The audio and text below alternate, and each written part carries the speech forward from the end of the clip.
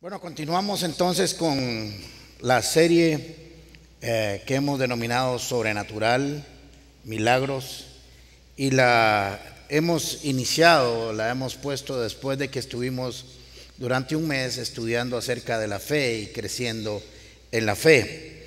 Cuando crecemos en la fe, cuando crecemos en el conocimiento de Cristo, muchas cosas tienen que cambiar en nuestra vida, necesariamente.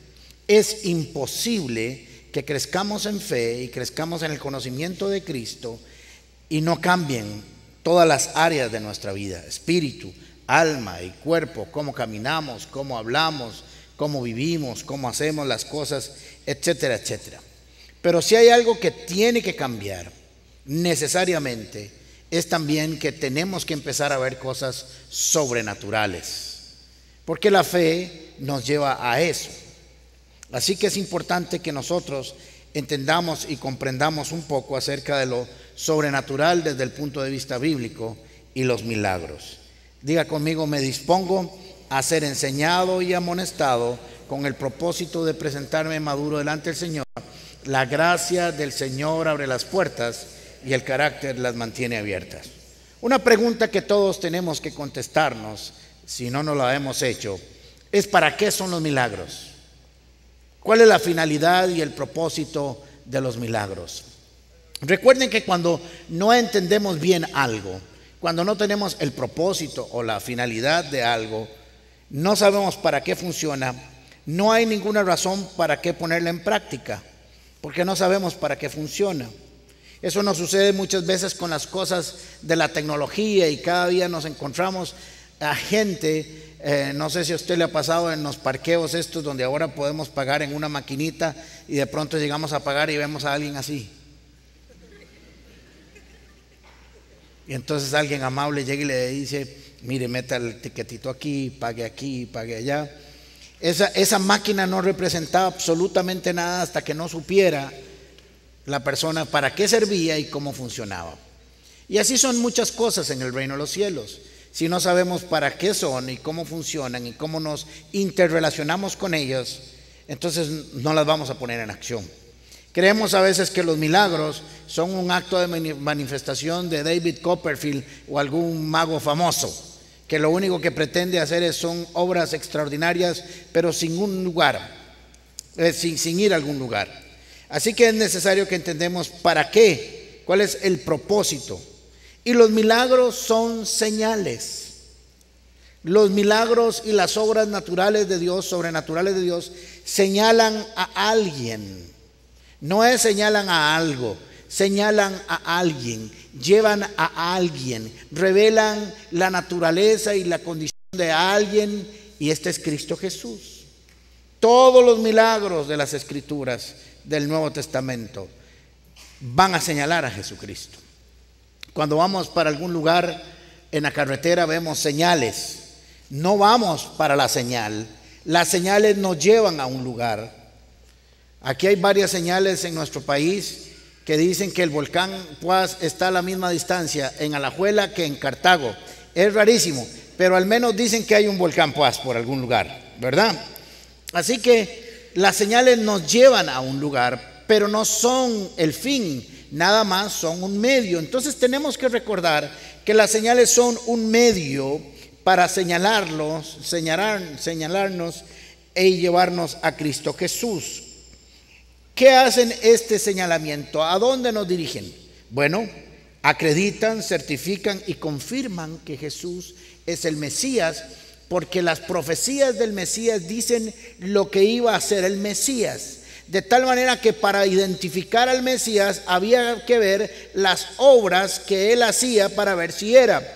Cuando Juan el Bautista estaba en la cárcel y entró en un momento de duda, o algunos dicen que lo que quería era confirmar la condición del Mesías, mandó a preguntar a sus discípulos a Jesús si él era el Mesías o había que esperar a otro. Y Jesús lo único que le dijo es: dígale lo que está pasando cuando yo ministro. Los ciegos ven, los sordos oyen, los paralíticos caminan, es anunciado el año agradable del Señor, dígale que eso es lo que estoy haciendo. Juan el Bautista dijo: exacto, porque eso solo lo puede hacer el Mesías.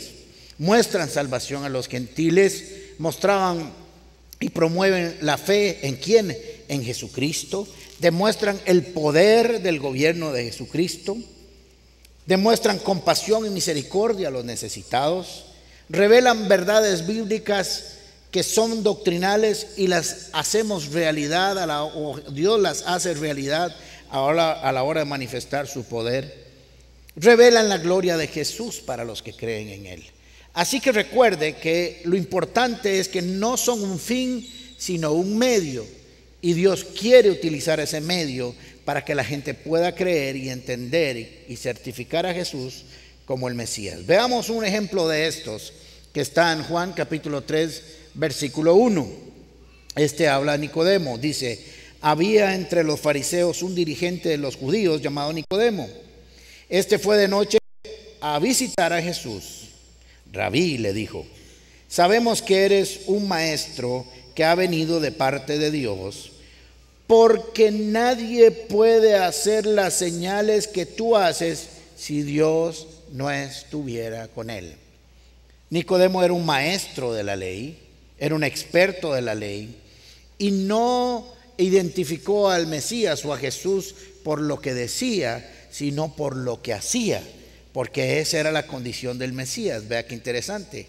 Jesús dijo: si no creen en mí por lo que digo, al menos créanlo por lo que hago, porque era la obra que el Mesías iba a hacer en la tierra de parte de su Padre o de Dios el Padre. Tenemos que entender siempre que para que suceda un milagro tiene que haber fe. Sin fe es imposible agradar a Dios. Esto lo vimos durante un mes completo. Así que cada vez que nosotros busquemos o necesitemos un milagro, un acto sobrenatural de Dios, la fe es el ingrediente esencial para que suceda. Pero hay un elemento que es el elemento, lo que yo llamo el hecho generador. ¿Qué genera un milagro o un acto sobrenatural? ¿En qué momento es que los buscamos o los deseamos? Lo primero es, para que suceda un milagro, debe haber un problema, una necesidad o una enfermedad. Alguna de esos tres elementos han de estar presentes en el momento en que existe la oportunidad o se da la oportunidad para que haya una presencia, una actuación sobrenatural de parte de Dios. Y es importante que nosotros entendamos que cada vez que nosotros tenemos un problema, una necesidad o una enfermedad, es un buen momento para esperar una obra sobrenatural de Jesucristo sobre nosotros. Vamos a ver un pasaje interesante y vamos a aprender cómo es que funcionan los milagros y cómo funciona y se interrelaciona el hombre con Cristo y la dinámica en que nosotros podemos recibir un milagro. Juan capítulo 9, versículo 1. A su paso, Jesús vio a un hombre que era ciego de nacimiento y sus discípulos le preguntaron: Rabí, para que este hombre haya nacido ciego, ¿quién pecó? ¿Él o sus padres? Ni él pecó ni sus padres, respondió Jesús, sino que esto sucedió para que la obra de Dios se hiciera evidente en su vida. Mientras sea de día, tenemos que llevar a cabo la obra del que me envió. Viene la noche cuando nadie puede trabajar. Mientras esté yo en el mundo, luz soy del mundo. Dicho esto, escupió en el suelo, hizo barro con la saliva y lo untó en los ojos del ciego, diciéndole: ve y lávate en el estanque de Siloé, que significa enviado. El ciego fue y se lavó, y al volver veía. Sus vecinos y los que habían visto pedir limosna decían: ¿no es este el que se sienta a mendigar? Unos aseguraban: sí, es él. Y otros decían: no es él, sino que se le parece. Pero él insistía: soy yo. ¿Cómo entonces se te han abierto los ojos?, le preguntaron. Ese hombre, que se llama Jesús, hizo un poco de barro, me lo untó en los ojos y me dijo: ve y lávate en el Siloé. Así me fui, me lavé y entonces pude ver. ¿Y dónde está ese hombre?, le preguntaron. No sé, respondió. Claro, es que cuando él tuvo vista, vino la vista a sus ojos, Jesús ya no estaba. ¿Por qué este milagro? La semana pasada hablamos acerca de otro milagro en que Jesús le da la vista a 2 ciegos, pero aquí hay unas características importantes, y es que lo que quiero primero es romper el molde. Nosotros somos muy dados a utilizar machotes y fórmulas mágicas. 5 pasos para aprender a orar, eso nos encanta. 10 pasos para obtener un milagro. 25 fórmulas para obtener marido. Ahí es más complicado, por eso le agregué unas, ¿verdad? Así sucesivamente. Nos gustan las fórmulas, pero el reino de los cielos no tiene fórmulas, porque Dios es un Dios creativo, y cada vez que va a hacer algo, no se acuerda de cómo lo hizo la vez pasada. Él tiene un propósito en cada uno de sus intervenciones. Así que quiero que veamos algunas características especiales para romper ese molde. Cada milagro y cada intervención del Señor es diferente. La va a resolver de manera diferente, según la persona, según el corazón de la persona, según los espectadores, según el principio que desea confirmar. Porque Dios no solamente quiere ayudarnos en nuestra necesidad, problema o enfermedad, sino que además quiere que nosotros aprendamos algo, porque el milagro es para señalar a alguien. Así que quiere revelarnos una verdad bíblica que nosotros vamos a utilizar para vivir el resto de la vida. Para analizar este pasaje tenemos que tener muy claro y hacer un antecedente del capítulo 8. En el capítulo 8 Jesús ha tenido una discusión muy fuerte con los fariseos. Ha sido atacado. De hecho, han agarrado piedras para tirárselas. Le han llevado a la mujer que encontraron en adulterio. ¿Se acuerda cuando él escribió en el suelo y dijo: el que esté libre de pecado, que tire la primera piedra? Ya ahí ya les había tirado una piedra espiritual y moral a todos los fariseos. También comenzó a hablar acerca de la vida, de su testimonio, y dijeron: tú no eres hijo de Dios, usted da testimonio de sí mismo y no se vale dar testimonio de sí mismo. Jesús dijo: yo no doy testimonio de mí mismo. Así que les dijo ellos dijeron que eran hijos de Abraham, y él les dijo que eran hijos del diablo. Así que hubo una confusión. Pero hay una revelación importante que Jesús hace en el capítulo 8, versículo 12. Dice: una vez más Jesús se dirigió a la gente y les dijo: yo soy la luz del mundo. El que me sigue no andará en tinieblas, sino que tendrá la luz de la vida. ¿Se acuerdan que les dije que uno de los propósitos de los milagros también es revelar una verdad bíblica que Dios utiliza en el momento de la necesidad? Pues aquí Jesús va a aprovechar para decirle a los fariseos y a todos los que estaban a su alrededor, y para confirmar y certificar que Él es la luz del mundo, aprovechó que había una necesidad de un ciego y le iba a dar luz a este hombre que nunca había tenido luz en su vida. Así que entonces estamos frente a este caso especial donde Jesús interviene. Es importante también hacer una diferencia con el que vimos la semana pasada, y si usted no pudo oír la enseñanza de la semana pasada, se puede meter a nuestra página www.paz.cr o al Facebook de Gente Paz, y ahí tenemos las series debidamente puestas para que usted se pueda poner al día, y cuando las vea, compártalas. No solo las vea, sino compártale a alguien esa enseñanza para que también pueda ser bendecido. Bueno, en este milagro hay algunas características especiales. Primero, el procedimiento es un poco extraño. No lo entendemos y ahora lo vamos a ver. En la semana pasada habían 2 ciegos que gritaban y gritaban: hijo de David, ten misericordia de nosotros. Y los callaron, dijeron: cállense, no dejen de estar haciendo tanta bulla. Y ellos siguieron gritando hasta que llamaron la atención de Jesús. Pero aquí el ciego no ha hecho nada. Está sentadito en el mismo lugar donde lo han puesto seguro desde que estaba recién nacido, o esperaron un poquito que tuviera más años para que pidiera limosna, porque no había nada más que hacer con él. Jesús viene de alguna manera saliendo apresurado y ve a este ciego. Nadie le ha puesto la necesidad a Jesús, pero el Señor lo ve de manera especial y tiene misericordia de él, y le va a revelar una verdad importante a todos los que lo están viendo.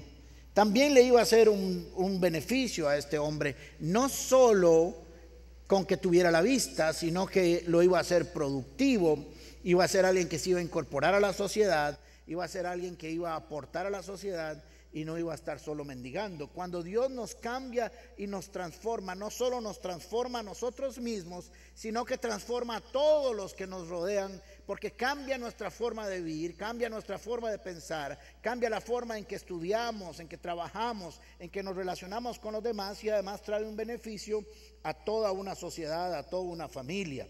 Así que esto es importante, porque en este momento este hombre no tenía esperanza alguna, a no ser que Jesús hubiera pasado por ahí.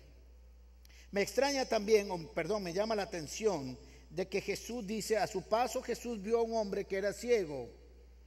¿Qué vio Jesús? No solamente vio a un hombre cieguito ahí, que nació así, sino que él vio la oportunidad de hacer un milagro, de hacer un bien. La manera en que lo vio nos habla mucho de eso, porque miren qué interesante, cuando él pasa, lo ve, pero sus discípulos inmediatamente le hacen una pregunta. Quiere decir que Jesús lo vio de alguna manera especial. Esto es algo que yo me imagino, pero tal vez Jesús por ahí pasó, vio al cieguito y se le quedó viendo, se le quedó observando, porque inmediatamente hubo una respuesta de parte de sus discípulos y le hacen una pregunta. No es que Jesús pasó por ahí, si fue así, y ahí estaba el cieguito. No, me imagino yo que él tuvo que haberlo visto con esos ojos de misericordia y amor con que él nos ve. Así que los discípulos le hicieron una pregunta. Ahora, es interesante que nosotros entendamos que nosotros tenemos que empezar a ver como Dios ve. Nuestros ojos tienen que cambiar. La forma en que nosotros vemos a este mundo y a las demás personas tiene que cambiar como cristianos. Tenemos que cambiar como seres humanos. ¿Se acuerdan cuando vimos la semana pasada? Jesús llegó a su pueblo y es donde dijo: nadie es profeta ni en su tierra ni en su casa.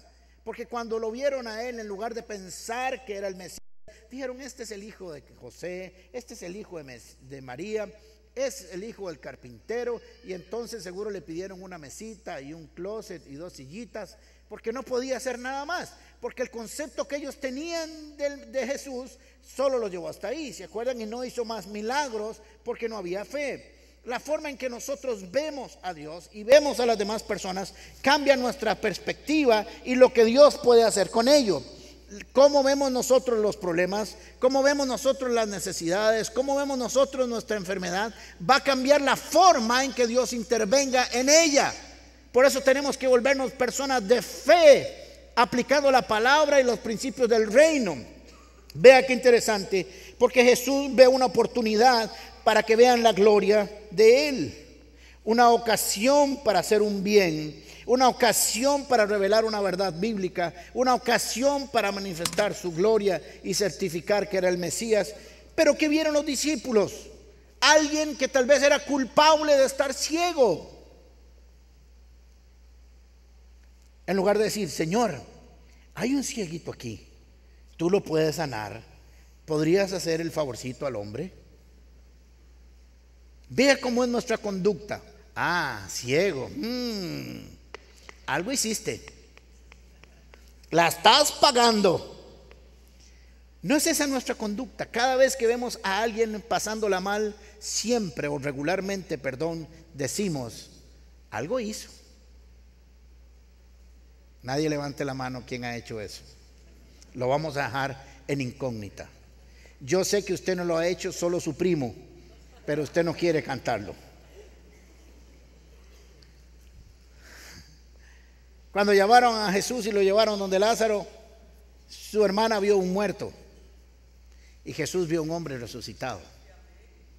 ¿Es la diferencia de los ojos de Jesús?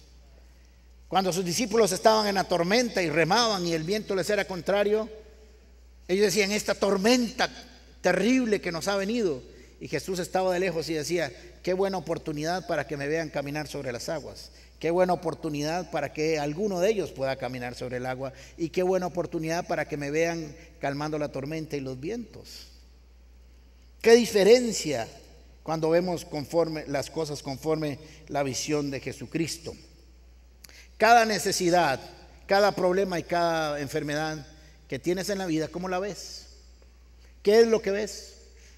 ¿Ves a Jesucristo glorificándose en ello? Cuando ves a alguien con un problema, dices, ¿alguien debe ser el culpable? La pregunta de alguna manera no es tonta, porque ellos creían en las iniquidades familiares y generacionales, así que creyeron que alguien había pecado y que era fruto esa ceguera de la maldad de alguien. Pero Jesús dijo, no, esto sucedió para que el Hijo del Hombre fuera glorificado. Así que le preguntaron, Rabí, para que este hombre haya nacido ciego, ¿quién pecó? Además de ciego, ahora un pecador. Terrible somos los hombres. Pero Jesús vio una solución. Y lo primero que hizo fue que estableció el para qué, no el por qué. Nosotros somos muy dados a buscar culpables de nuestras situaciones, aunque no encontremos solución. Se sacia nuestra sed de venganza, de ira, de enojo cuando culpamos a alguien.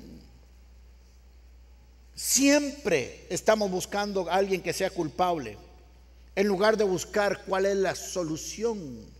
Y Jesús resuelve inmediatamente y les dice, ni pecó este ni sus padres.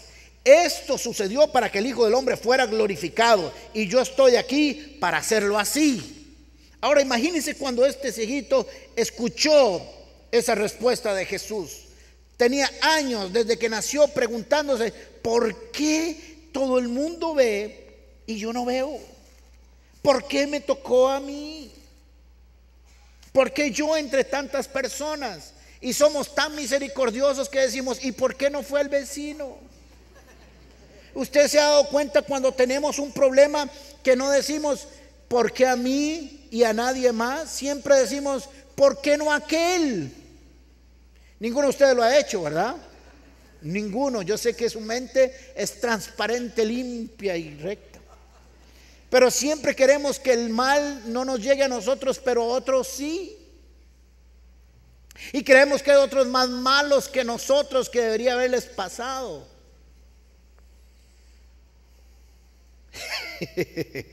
Todos pusieron cara de serio, como recordaron cuando dijeron, uy, sí, aquel.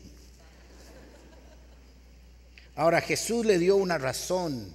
Tal vez él era mayor de edad, no sabemos si tenía 20 o 30 o 14, dependiendo cuando usted veía una emancipación o no. La cuestión es que tenía toda la vida estar ahí, y seguro se lo preguntó muchas veces. Y lo primero que Jesús, él no está viendo nada, él está oyendo. 12 chavalos que preguntaron, Jesús que tiene una respuesta, él está procesando un montón de información, no está viendo, pero hay alguien que lo oye hablar y que le dice que toda su vida ahora tiene un propósito. Qué hermoso, ¿verdad? Imagínense lo que pudo haber sentido él, su corazón, cuando alguien, esto sucedió para algo, y yo voy a encargarme de que suceda en la vida de esa persona.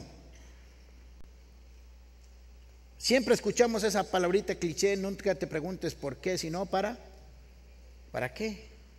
Jesús la hizo una verdad y le dijo, esto sucedió. Ahora imagínense todo lo que él pudo haber procesado en su corazón. Ahora, después de la respuesta, ahora había que preparar la medicina. La preparación del colirio, de las gotitas de los ojos. Había que preparar una medicina. Y el método es lo más extraño que usted y yo hayamos visto en la vida. Yo sé que usted ha visto muchas dramatizaciones de este milagro, pero no hay otra forma de explicarlo. Ahora viene el milagro. Todo el mundo está atento. Jesús va a sanar. Si ya lo han visto sanar a otros ciegos les puso sus dedos en los ojos y los ciegos vieron. Entonces algunos machoteros dijeron, va igual, dedos en los ojos, ¡ping! Ve. Pero Jesús va a ser creativo. ¿Por qué? Porque está destruyendo los moldes. Lo está haciendo diferente, no lo está haciendo como regularmente la gente espera. Usted no se ha puesto a pensar que cada vez que necesitamos un milagro le decimos a Dios qué es lo que tiene que hacer. ¿O no? Solo a mí me pasa. Levante la mano quien ha hecho eso.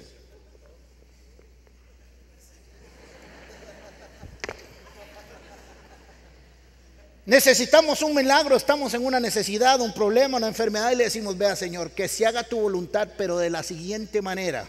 Tome nota, 2 puntos, abro comillas, bold y subrayado. Que sea tu voluntad, pero de la siguiente manera. Vas a hacer esto, vas a hacer lo otro, vas a hacer aquello, vas a hacer lo otro. Y de pronto vamos a esperar el milagro y comienza a suceder algo y decimos: yo quería el milagro de otra manera. Eso es como la mujer que pide el príncipe azul y cuando llega reclama que era del tono de azul equivocado, ¿verdad? Ahora Jesús va a hacer un milagro extraordinario, pero no como todo el mundo lo está pensando. De hecho, lo hizo de una manera que para los judíos eso no era correcto. Piénselo. Está el cieguito ahí y Jesús hace barro con su escupa. Pero es que entendamos que una escupita no hace barro. Yo sé que usted ha visto esto muchas veces, pero yo debo hacerlo para que usted entienda cómo Jesús está modificando todo lo que los demás están esperando. Les está diciendo: yo hago las cosas como yo quiera. Algunos dicen que Jesús utilizó barro porque quería enseñarnos cómo él tomó al hombre del polvo y lo hizo y estaba restableciendo una nueva condición o la condición con que fueron creados. Sí, puede ser eso. Jesús hizo esto desde el punto teológico recto y adecuado después de 30 años de estudio teológico, por una razón muy sencilla: porque le dio la gana. Ven, ya no tiene que ir al seminario para estudiar sanidad de barro 1. Así que Jesús está ahí y hace algo más o menos así.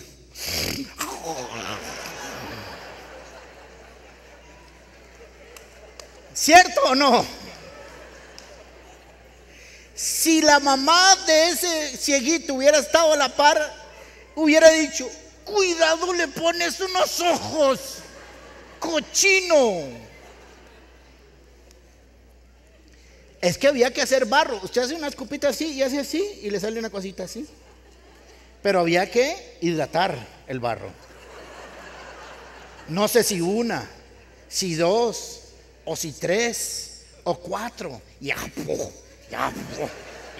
Y dele. Interesantemente, les había enseñado a los fariseos algunas cosas escribiendo en el suelo en el capítulo anterior. ¿Me siguen? Ahora les iba a enseñar otra cosa. Así que no dijo: ¿alguien me puede traer un vasito de agua para hacer un poquito de barro? Porque Dios trabaja con lo que nosotros tenemos en nuestras manos. Moisés estaba en una estriladera preguntándole a Dios que por qué era la vara y que por qué lo iba a mandar. Y le dijo: ¿qué tienes en tu mano ya para que dejes de estrilar? Porque de aquí no vamos a salir nunca. Y le dice: una vara. Entonces le dice el Señor: entonces déjate varas. Le dice: pues vamos a trabajar con esa vara que tenés ahí. Si no hay nada más, breteemos con eso. Así que Jesús comienza, hace barro, prum, prum, y todo el mundo se estaba imaginando: ¿para qué está haciendo eso? Nadie entendía, solo Jesús estaba ahí. Y agarra 2 chorchas de barro.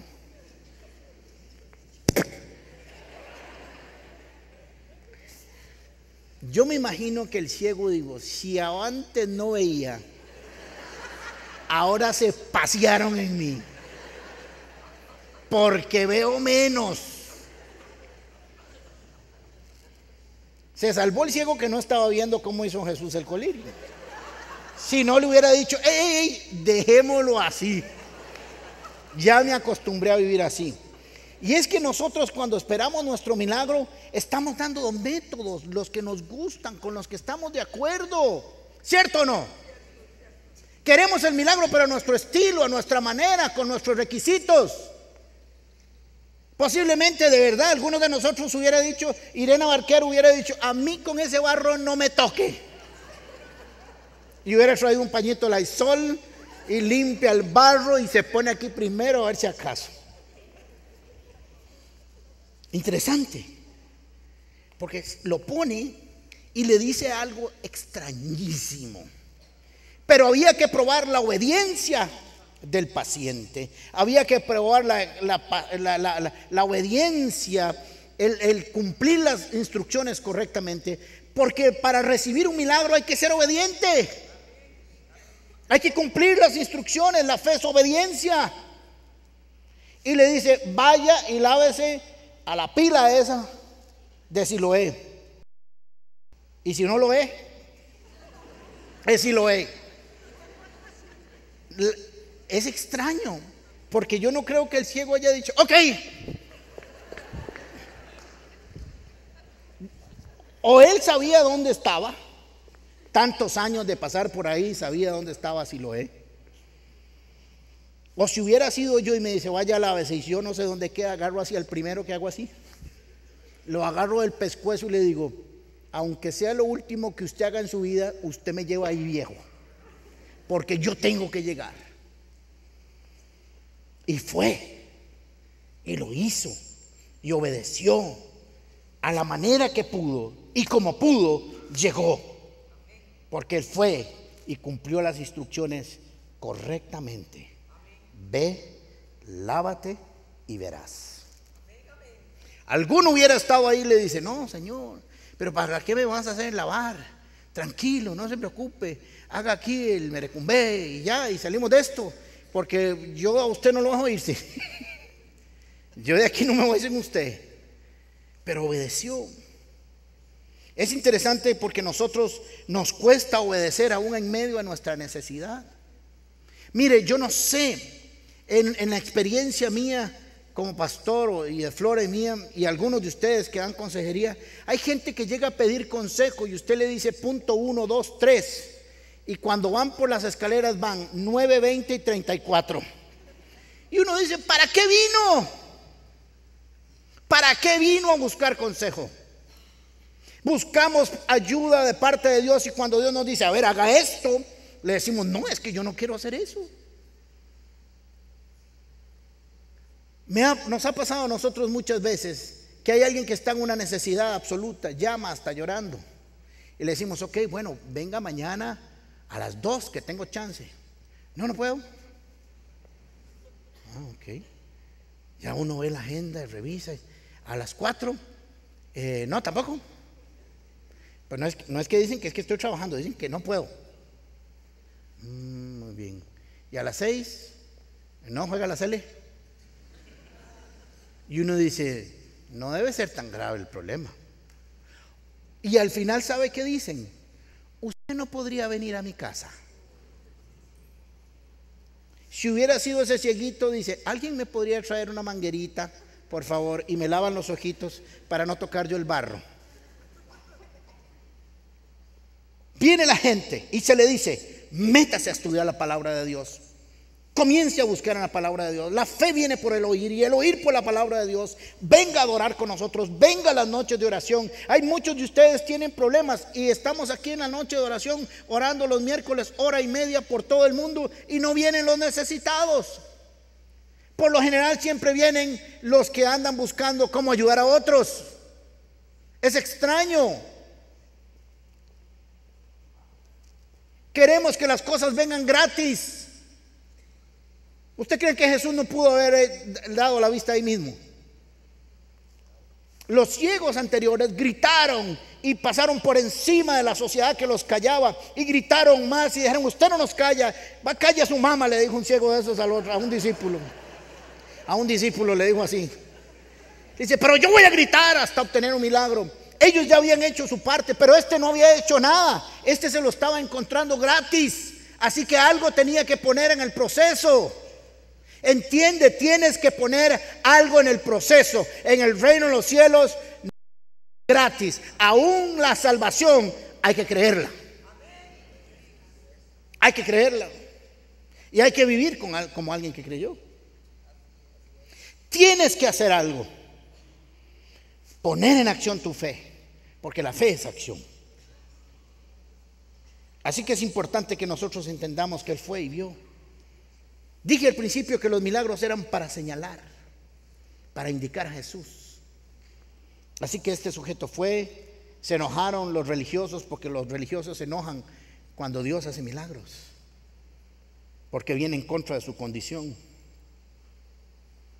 Cuando tengas un milagro en tu vida y lo compartan, van a aparecer unos que dicen: no es un milagro, es que las pastillas que te habían dado hace 25 años te comenzaron a hacer efecto ahora. Y siempre van a venir. Con este ciego, algunos decían que no era, que se parecía. ¿Cómo que uno se parece a alguien que era ciego? No. En el capítulo 9, versículo 11,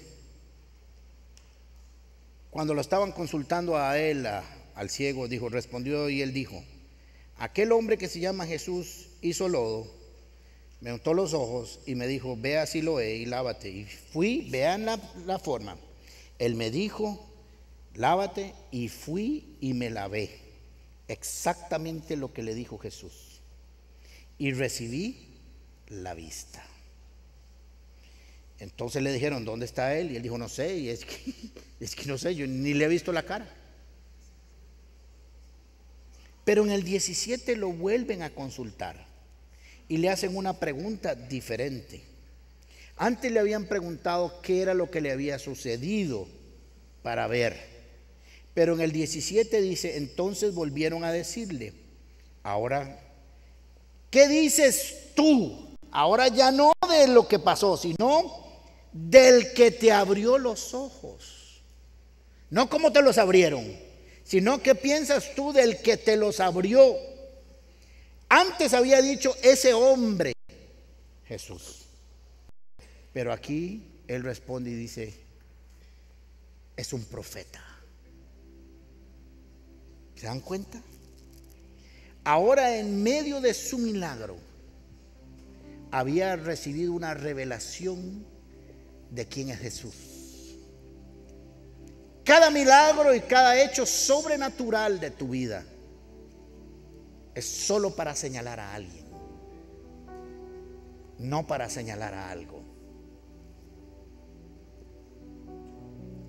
Yo creo que Él es un profeta. ¿Cuántos de nosotros hemos pecado y nos quedamos con el proceso y no nos quedamos con el profeta? ¿Cuántos cambiamos al profeta por el milagro? ¿Y cuánto nos olvidamos del profeta? Cuando ya estamos sanos, cuando ya se nos resolvió el problema, cuando ya no tenemos necesidad. Cierra sus ojos un momento.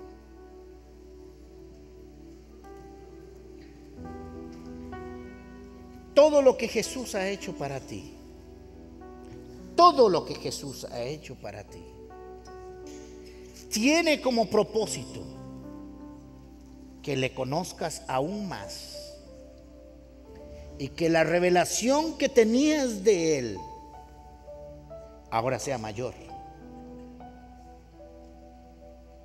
Así que tómate un tiempo y dile: Señor Jesús, aún antes de que me resuelvas mi problema, mi necesidad y me sanes, quiero tener aún una mejor y mayor revelación de ti, oh Dios. Abro mi corazón a ti en esta mañana. Abro mi corazón a ti, Jesús, para que vengas a morar a mi corazón, en mi corazón, para que tu Espíritu Santo venga sobre mí y me ayude, me dirija, me instruya, me corrija, me acuerde todo lo que tú has hecho por mí, y aumentes mi fe en cuanto a lo que harás por mí. Yo reconozco que tú eres el Mesías, Señor, que tú moriste por mí en la cruz y que tu sangre me limpia de todo pecado. Tú eres mi esperanza, mi refugio, mi consuelo. A ti te buscaré en todo momento.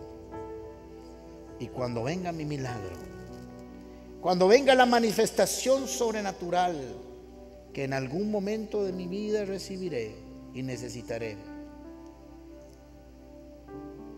lo más importante de ese proceso será que tú sigas gobernando mi corazón. Ven a mi vida, Jesús, como Salvador, como Mesías, y transforma, Señor, todo mi ser con tu presencia. Y hoy en esta mañana declaro que no tengo un problema por delante, que no tengo una necesidad por delante, que no tengo una enfermedad por delante, sino la oportunidad de ver tu gloria. Y que el Hijo del Hombre, Jesús, sea glorificado en cada uno de ellos, ahora, por siempre, en el nombre de Jesús. Voy a pedirle a las